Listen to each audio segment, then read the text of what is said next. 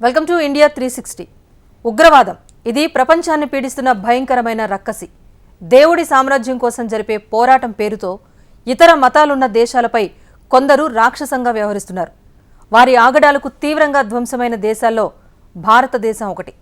ఇప్పుడిప్పుడే ఉగ్రవాదం కోరలను భారత్ మూలాలతో సహా పీకేస్తోంది. కానీ 3 రోజుల క్రితం ఇజ్రాయెల్పై అదే ఉగ్రవాద రాక్షస మూక ఘోరమైన దాడికి దిగింది. హమాస్ ఉగ్రవాదులు ఇజ్రాయెల్పై జరిపిన దాడిని భారత్ ఖండించింది.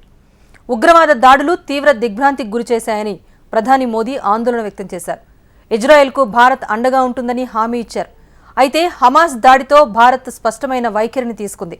ఉగ్రవాదం ఎక్కడ ఉన్నా దాన్ని వ్యతిరేకిస్తామని తేల్చి చెప్పేసింది. హమాస్ దాడిపై భారత్ వైఖరేంటి? పాలస్తీనాను భారత్ పక్కన పెట్టినట్టేనా? ఇజ్రాయెల్కు ఢిల్లీ అండగా నిలుస్తుందా? 7న ఇజ్రాయెల్పై హమాస్ ఉగ్రవాదులు భీకర దాడులు చేశారు. ఈ దాడి ప్రపంచాన్ని దిగ్భ్రాంతికి గురిచేసింది. ఈ దాడిని ఖండించిన మొదటి దేశం భారత్. ఆ మేరకు ప్రధానమంత్రి నరేంద్ర మోడీ ప్రకటన కూడా విడుదల చేశారు. ఇజ్రాయెల్లో తీవ్రవాద దాడులు తమను తీవ్ర దిగ్భ్రాంతికి గురిచేశాయని ప్రధాని చెప్పారు. అమాయక బాధితులు, వారి కుటుంబాల కోసం ప్రార్థిస్తున్నామని చెప్పారు. కష్ట సమయంలో తాము ఇజ్రాయెల్కు సంఘీభావంగా నిలుస్తామని ప్రధాని మోడీ వెల్లడించారు. భారత్ మద్దతుకు ఇజ్రాయెల్ కృతజ్ఞతలు తెలిపింది. భారత్లోని ఇజ్రాయెల్ రాయబారి నార్ గిలాన్ స్పందించారు. భారత్ ప్రధాని మోడీ మాకు భారీ మద్దతు ఇచ్చారని హృదయపూర్వక ధన్యవాదాలు తెలిపారు. కొందరు మంత్రులు, వ్యాపారవేత్తలు, ఉన్నతాధికారులు సోషల్ మీడియా నుంచి భారతీయులు ఇజ్రాయెల్కు మద్దతు ఇచ్చినట్టు చెప్పారు. ఇజ్రాయెల్కు భారత్ మద్దతు అత్యంత కీలకమైందని గిలాన్ వివరించారు. ప్రపంచంలో భారత్ ఇప్పుడు టాప్ కంట్రీస్ అని చెప్పుకొచ్చారు. ఉగ్రవాదం పెయిన్ తెలిసిన దేశం భారత్ అని స్పష్టం చేశారు. ప్రస్తుతం ఇండియా స్టాండ్స్ విత్ ఇజ్రాయెల్ పేరుతో #, భారీగా ట్రెండ్ అవుతోంది. భారత్ నుంచి బలమైన మద్దతుతో ఇజ్రాయెల్ ఇస్తే ఏం జరుగుతుందని మీరనుకుంటున్నారు అన్న చర్చ జరుగుతోంది. భారత్, ఇజ్రాయెల్ 4000 కిలోమీటర్లకు పైగా దూరంలో ఉన్నాయి. కానీ ఇరు దేశాలను కలిపే కామన్ పాయింట్ మాత్రం టెర్రరిజం. ఇరు దేశాలు తీవ్రవాదంతో సుదీర్ఘకాలంగా పోరాడుతున్నారు. 2 దేశాలకు ఈ విషయంలో బాధాకరమైన చరిత్ర ఉంది. ప్రస్తుతం ఇజ్రాయెల్ అనుభవిస్తున్న బాధ భారతీయులకు బాగా తెలుసు. పొరుగువారి దుర్మార్గపు చర్యల కారణంగా శాంతియుత అస్తిత్వం కోసం మళ్లీ పోరాడుతున్నాయి. ఈ నేపథ్యంలోనే ఇజ్రాయెల్ బాధను, దుస్థితిని భారత్ అర్థం చేసుకుంది. కానీ ఘోరమైన మానవ విషాదం కంటే భౌగోళిక రాజకీయాలకే ప్రాధాన్యం ఉంటుంది. ఇజ్రాయెల్ విషయంలోనూ ఇదే జరుగుతోంది. అయితే ఇజ్రాయెల్ వివాదంలో భారత్ ఎలాంటి అడుగులు వేస్తోంది అంటే మనం చరిత్రను అర్థం చేసుకోవాల్సి ఉంటుంది. 1950లో ఇజ్రాయెల్ని దేశంగా గుర్తిస్తున్నట్టు భారత్ ప్రకటించింది. ఇజ్రాయెల్ను గుర్తించిన చివరి ముస్లిమేతర దేశాల్లో భారత్ ఒకటి. కానీ పాలస్తీనాను గుర్తించిన మొదటి దేశాల్లో కూడా భారత్ ఉంది. 1988లో పాలస్తీనాను భారత్ గుర్తించింది. అంతేకాదు 1974లో పాలస్తీనా లిబరేషన్ ఆర్గనైజేషన్ని గుర్తించిన మొట్టమొదటి నాన్ అరబ్ దేశం కూడా భారతే. చారిత్రాత్మకంగా ఇజ్రాయెల్తో పోలిస్తే పాలస్తీనాతో భారత్కు సంబంధాలు లోతుగా ఉన్నాయి. 1980లో పాలస్తీనా నాయకుడు యాసర్ అరాఫత్ తరచూ భారత్ను సందర్శించేవారు. కానీ పాలస్తీనా విషయంలోనూ విభేదాలు తలెత్తాయి. పాలస్తీనా భారత్ సంబంధాల్లోకి పాకిస్తాన్ వేలు పెట్టింది. పాలస్తీనా బంధానికి ఎంత మద్దతు ఇచ్చినా అరబ్ దేశాల తీరు మాత్రం మారలేదు. ఉదాహరణకు 1962లో భారత్, చైనా మధ్య యుద్ధం జరిగింది. ఈ వివాదంలో అరబ్ దేశాల వైఖరేంటి అంటే తటస్థంగా ఉన్నాయి.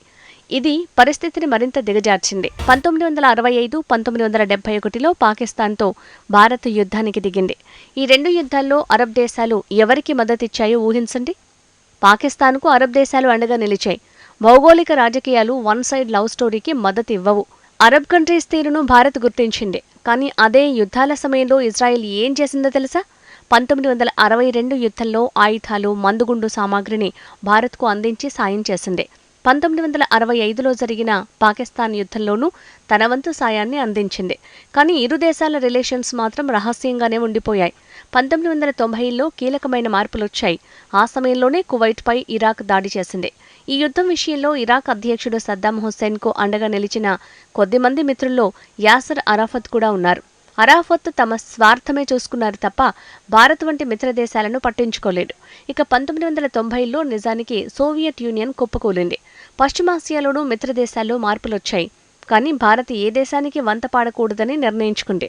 1992లో ఇజ్రాయెల్తో ఢిల్లీ పూర్తిగా దౌత్య సంబంధాలను ఏర్పరచుకుంది. కొన్నేళ్లుగా ఇరు దేశాల మధ్య సంబంధాలు మరింతగా బలపడ్డాయి. ఇప్పుడు ఇజ్రాయెల్కు భారత్ 7వ అతిపెద్ద భాగస్వామి. అదే సమయంలో భారత్కు ఇజ్రాయెల్ మూడో అతిపెద్ద రక్షణ భాగస్వామి కావటం విశేషం. ఇరు దేశాల మధ్య రక్షణ, వజ్రాలు, బిందు సేద్యం వంటివి ద్వైపాక్షిక సంబంధాల్లో కీలక పాత్ర పోషిస్తున్నాయి. కష్ట సమయాల్లో భారత్కు ఇజ్రాయెల్ అండగా ఉంటోంది. ముఖ్యంగా 1999లో కార్గిల్ యుద్ధ సమయంలో భారత్ ఒక SOS జారీ చేసింది. అంటే సహాయం కావాలని భారత్ కోరింది. ఈ SOSకు ఇజ్రాయెల్ స్పందించింది. భారత్కు లక్షిత బాంబులను సరఫరా చేసింది. ఈ బాంబులు కార్గిల్ యుద్ధంలో భారత విజయాన్ని శాసించాయి. 2017లో ప్రధాని మోడీ ఇజ్రాయెల్లో పర్యటించారు. ఇజ్రాయెల్లో పర్యటించిన తొలి భారత ప్రధాని మోడీయే. పాలస్తీనాకు మోడీ వెళ్లలేదు. ఇది భారత దౌత్యంలో కీలకమైన మార్పు. పాలస్తీనాను మోడీ పక్కనబెట్టారు. ఇజ్రాయెల్ ప్రధాని బెంజమిన్ నెతన్యాహును వ్యక్తిగతంగా కలుసుకోవటం చర్చనీయాంశంగా మారింది. బీచ్ వాక్ నుంచి గాలిపటాలు ఎగురవేయటం, గాంధీ చర్కాను తిప్పటం వరకు ఇరువురు ప్రధానులు పలు కార్యక్రమాల్ని నిర్వహించారు. ఇది జరిగిన ఏడాదికి ప్రధాని మోడీ పాలస్తీనాలో పర్యటించారు. ఆ సమయంలో ఇజ్రాయెల్ విషయంలో ప్రధాని మోడీ ఏమాత్రం ప్రస్తావించలేదు. ఈ రెండు పర్యటనలతో భారత్ స్పష్టమైన సంకేతాలను ఇచ్చింది. పాలస్తీనాతో సంబంధాలను భారత్ వదులుకోలేదని తేల్చి చెప్పింది. అంటే ఇరు దేశాలతో బ్యాలెన్సింగ్ యాక్ట్ ని భారత్ కోరుకుంటోంది. ఇరు దేశాలతో భారత స్నేహం కోరుకున్నా కొన్ని సంఘటనలు స్పష్టమైన వైఖరిని తీసుకునేలా డిమాండ్ చేస్తాయి. 7న ఇజ్రాయెల్పై హమాస్ నిర్వహించిన దాడి కూడా భారత్ని స్పష్టమైన వైఖరిని తీసుకునేలా చేశాయి. మతం కోసం హమాస్ చేస్తున్న దాడిలో రాజకీయం, దౌత్యం చచ్చిపోయాయి. ఈ నేపథ్యంలోనే ఇజ్రాయెల్కు అండగా నిలుస్తామని భారత్ ప్రకటించింది. హమాస్ దాడిని ఉగ్రవాద దాడిగా మోడీ అభివర్ణించడం భారత్ తీసుకున్న స్టాండ్ ఏంటో స్పష్టం చేస్తోంది.